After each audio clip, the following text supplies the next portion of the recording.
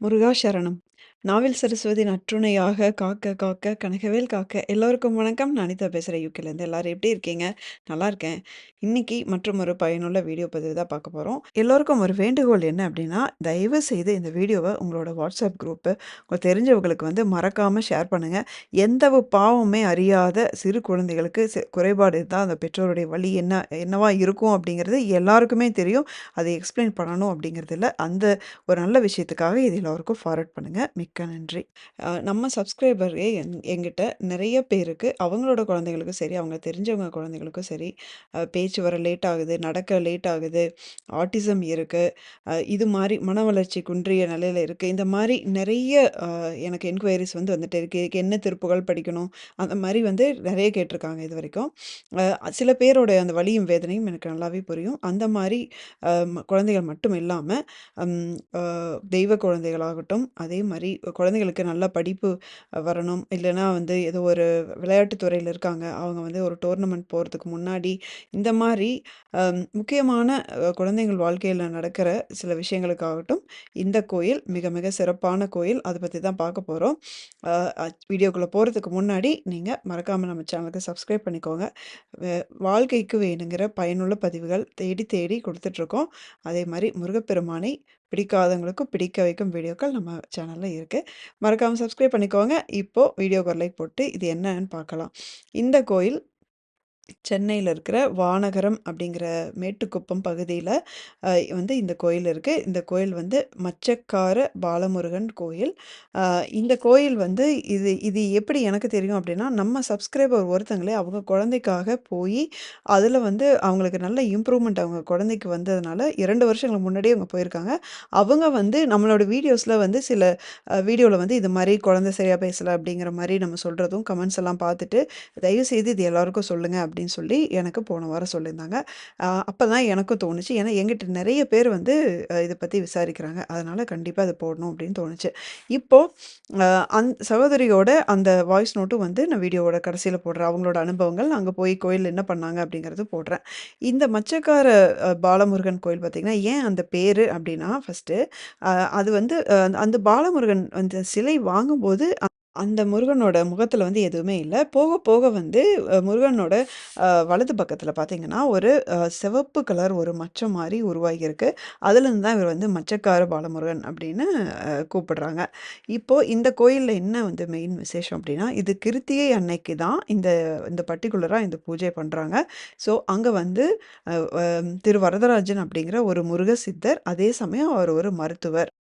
அவர் பார்த்தீங்கன்னா, ஒவ்வொரு கிருத்திகை அன்னைக்கும் ஒரு பூஜை பண்ணி குழந்தைங்களுக்காக அ வந்து எ அந்த பூஜைய முடிச்சுட்டு, அவரு வேலால ஓம் அப்டின்னா நாக்குல குழந்தைங்க நாக்குல எழுதும்போது, அந்த குழந்தைங்களுக்கு அதுக்கப்புறம் ஒரு நல்ல முன்னேற்றம் இருக்கு அப்டின்னு சொல்றாங்க. அது பேச்சு வரலைனாலும் சரி, கழுத்து நிக்காத குழந்தைகள், இல்ல ம் நடக்கிறது அல்லது தவழ்றது இந்த மாரி லேட்டா சிலது எதிர்பார்க்குற அளவுக்கு வேகமா இல்லாத குழந்தைகள் சரி, ஆட்டிசம் இருக்கிற குழந்தைங்க, அதே மாரி மன வளர்ச்சி குறைந்த குழந்தைகள், தெய்வ குழந்தைகள் எல்லோருக்கும் இது பொருந்தும். அது சில பேரு நான் முன்னாடி சொன்ன மாரி படிப்புக்காக கூட குழந்தைகள கூட்டு வராங்க.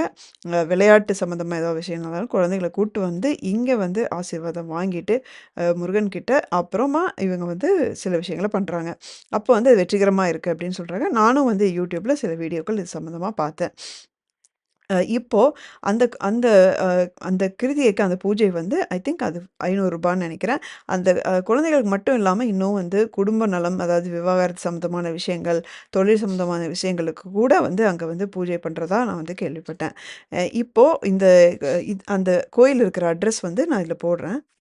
இதில அட்ரஸ் போடுறேன். நீங்க வேணும்னா ஒரு ஸ்கிரீன்ஷாட் எடுத்து வச்சுக்கோங்க. மேட்டுக்குப்பம் ரோடு, வானகரம்ல இருக்கு இந்த கோயில். மச்சக்கார பாலமுருகன் கோயில். ஸோ இது பார்த்துக்கோங்க. இதுக்கப்புறம் நான் இப்போ நம்ம சப்ஸ்கிரைபரோட அனுபவங்களும் நான் போடுறேன். அவங்களோட குழந்தைக்கு அங்க போய் என்ன பண்ணாங்க அப்படிங்கிறத நீங்க கேளுங்க.